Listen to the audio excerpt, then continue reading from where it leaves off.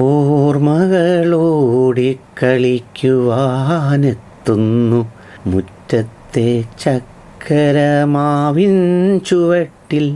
അങ്ങനെ ഒരു പാട്ടുണ്ട്. പിന്നെ മധുരിക്കും ഓർമ്മകളെ മലർമഞ്ചൽ കൊണ്ടുവരൂ, കൊണ്ടുപോകൂ ഞങ്ങളെയാ മാഞ്ചുവട്ടിൽ. അങ്ങനെ ഒരു പാട്ടുണ്ട്. പിന്നെ ഓർമ്മകളെ കൈവള ചാർത്തി വരൂ വിമോഖമി വേദിയിൽ. അങ്ങനെ ഒരു പാട്ടുണ്ട്. ഇങ്ങനെ പാടിയാൽ ഓർമ്മകൾ വെച്ചുള്ള ഒരുപാട് പാട്ടുണ്ട്. പിന്നെ അതിലെല്ലാം ഉപരി നമ്മുടെ അന്തരിച്ചു പോയ MG സോമൻ എന്ന മഹാനടൻ ചാക്കോച്ചിയോട് സ്മരണയുണ്ടായിരിക്കണം എന്ന് പറഞ്ഞു പോയ ഒരു പടത്തിൻ്റെ ഡയലോഗ് ഓർമ്മയുണ്ട്.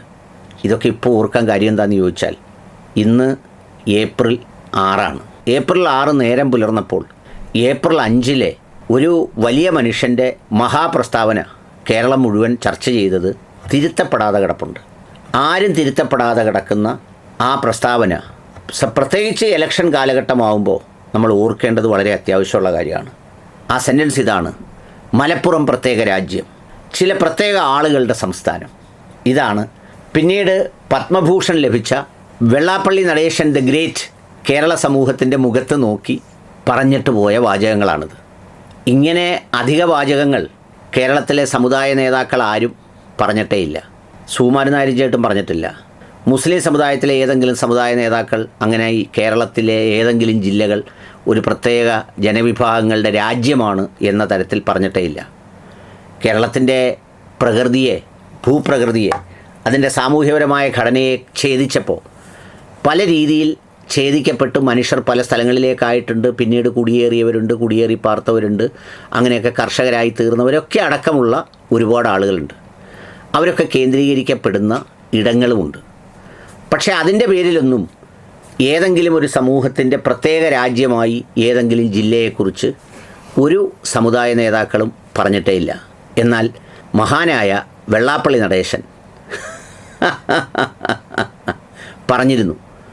സാധാരണ ആരെങ്കിലും പറയുമ്പോൾ ഇപ്പോൾ രാഹുൽ ഗാന്ധി പറഞ്ഞതിനോട് കേരളത്തിൻ്റെ മുഖ്യമന്ത്രി കടുത്ത ഭാഷയിൽ വിയോജിച്ചു. അമിത്ഷാ പറയുന്നതിനോട് അദ്ദേഹം വിയോജിച്ചിട്ടുണ്ട്. ചിലപ്പോൾ നരേന്ദ്രമോദി വന്ന് പറയുന്നതിനോടും ചിലപ്പോൾ അദ്ദേഹം വിയോജിച്ചിട്ടുണ്ടാവും. പക്ഷേ ഈ സെൻറ്റൻസ് ആരും വിയോജിച്ചില്ലെന്ന് മാത്രമല്ല, ഈ സെൻറ്റൻസിന് ശേഷമാണ് ഇദ്ദേഹത്തിന് പ്രത്യേകമായ 70, 75, 50 വർഷമൊക്കെ പൂർത്തിയാക്കിയതിൻ്റെ എന്തൊക്കെയോ ആദരവ് കൊടുത്തതും ഇദ്ദേഹത്തെ തോപ്പം മാറിയും തിരിഞ്ഞും എല്ലാവരും ഷാളിട്ട് ആദരിച്ചതുമൊക്കെ. ഇദ്ദേഹം ഇപ്പോൾ LDF അധികാരത്തിൽ വരുമെന്ന് പറഞ്ഞപ്പോൾ അദ്ദേഹത്തിൻ്റെ മകൻ തന്നെ രംഗത്ത് വന്ന് പത്രസമ്മേളനം നടത്തി കൃത്യമായി പറഞ്ഞു, അങ്ങനെ SNDPയുടെ അഭിപ്രായമൊന്നുമല്ല വെള്ളാപ്പള്ളി നടേശൻ പറയുന്നത്, അത് അദ്ദേഹത്തിൻ്റെ വ്യക്തിപരമായ അഭിപ്രായമാണ്. SNDPയുടെ അഭിപ്രായം എന്ന് പറയുന്നത് യോഗം ചേർന്ന്, അതിൻ്റെ കൗൺസിൽ ചേർന്ന്, അല്ലെങ്കിൽ അതിൻ്റെ ബോർഡ് ചേർന്ന് തീരുമാനിക്കുന്നതാണ് എന്ന് അച്ഛനെ തള്ളി പറഞ്ഞു. എന്നാൽ ഈ സെൻറ്റൻസിൽ അങ്ങനെ പോലും പറഞ്ഞില്ലെന്ന് മാത്രമല്ല, അദ്ദേഹത്തിൻ്റെ സരസ്വതീ കടാക്ഷം തുളുമ്പുന്ന വാക്കുകൾ നിറഞ്ഞ നിഷ്കളങ്ക ഭാവമായിട്ടാണ് അദ്ദേഹത്തിൻ്റെ ഈ വാചകത്തെ അംഗീകരിച്ചത്. LDFിലെ സർക്കാർ ഇതിനെ അംഗീകരിച്ച് പ്രത്യേകിച്ചൊന്നും മിണ്ടാതിരുന്നപ്പോൾ UDFകാരും ആരും വലുതായിട്ട് ഇതിൽ തൊട്ടില്ല. ആകെ PK കുഞ്ഞാലിക്കുട്ടി സാറ് പറഞ്ഞത് ഈ മോശം വാക്കുകൾക്കൊക്കെ മറുപടി പറഞ്ഞ് മോശമാകുന്നത് ശരിയല്ല, അതുകൊണ്ട് അതിനെ അർഹിക്കുന്ന അവജ്ഞയോടെ തള്ളിക്കളയുന്നു എന്ന് പറഞ്ഞാണ് അദ്ദേഹം ഒഴിവായത്.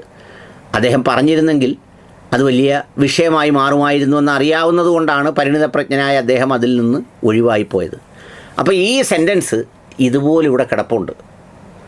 ഇദ്ദേഹത്തിൻ്റെ ഭാര്യ വളരെ വ്യക്തമായി NDA മുന്നണികൾക്ക് വേണ്ടി എല്ലാ സ്ഥലങ്ങളിലും വോട്ട് അഭ്യർത്ഥിക്കുന്നുണ്ട്, വോട്ട് പിടിക്കുന്നുണ്ട്.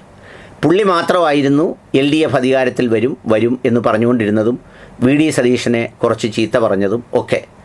അദ്ദേഹവും ഇപ്പോൾ മൗനത്തിലാണ്. ഏതായാലും തെരഞ്ഞെടുപ്പ് അടുക്കുന്ന വേളയിൽ അദ്ദേഹത്തിൻ്റെ ഈ സരസ്വതീ കടാക്ഷം തുളുമ്പുന്ന ഈ വാക്കുകൾ മലയാളികൾക്ക് മുന്നിൽ സമർപ്പിക്കുകയാണ്. കഴിഞ്ഞ ദിവസം രജ്ദീപ് സർദേശായിയുടെ ഒരു തെരഞ്ഞെടുപ്പ് അവലോകനം കണ്ടപ്പോൾ അദ്ദേഹം പറഞ്ഞൊരു കാര്യമുണ്ട്. ഇന്ത്യയിലെ വേറിട്ടൊരിടം എന്ന അക്ഷരാർത്ഥത്തിൽ വിളിക്കാവുന്ന ഒരു നാടാണിത്. ഞാൻ രാവിലെ കഴിച്ചത് ഇഡ്ഡലിയും സാമ്പാറും ചട്നിയുമാണ്. ഉച്ചയ്ക്ക് ഞാൻ കഴിച്ചത് ബീഫ് ബിരിയാണിയാണ്. രാത്രി വേണമെങ്കിൽ എനിക്ക് പോർക്കും പൊറോട്ടയും പോർക്കിറച്ചിയും കഴിക്കാം. ഒരുപക്ഷെ ഇന്ത്യയിൽ ഏതെങ്കിലും സംസ്ഥാനത്ത് ഭയരഹിതമായി ഇതെല്ലാം കഴിക്കാവുന്ന ഏക സംസ്ഥാനമാണ് കേരളം എന്നാണ് പറയുന്നത്. പക്ഷേ 4 വോട്ടിനു വേണ്ടിയും കാശിനു വേണ്ടിയും ഇതൊക്കെ വിൽക്കാൻ ശ്രമിക്കുമ്പോൾ, ആ വിൽപ്പനയുടെ ലാഭമെടുക്കാൻ ചിലർ ശ്രമിക്കുമ്പോൾ, മലപ്പുറത്തെയും മനുഷ്യരെയും പറയുമ്പോൾ അത് ലീഗിനെ മാത്രമാണ് എന്ന് സമർത്ഥിച്ച് ആ ധ്രുവീകരണത്തിൻ്റെ ഗുണമെല്ലാം പോരുന്നോട്ടെ എന്ന് കരുതുന്നവരുടെ ചിന്തകളെല്ലാം കൂടി വെച്ച് വേണം സ്മരണയോടെ ഈ കാലത്തെ തിരഞ്ഞെടുപ്പിനെ ഓർക്കാൻ. അതുകൊണ്ട് ഈ സെൻറ്റൻസിൻ്റെ, സാധാരണ ചില വാചകങ്ങളുടെ വാർഷികം നമ്മൾ ആഘോഷിക്കുമല്ലോ, അതുകൊണ്ട് ഈ സെൻറ്റൻസ് മലയാളി നെഞ്ചേറ്റി വെക്കേണ്ട ഒരു വാചകമായി ഹൃദയത്തിൽ സൂക്ഷിക്കട്ടെ എന്നാണ് എൻ്റെ ഓർമ്മ. സ്മരണയോടെ, സ്വന്തം അനിൽ മുഹമ്മദ്.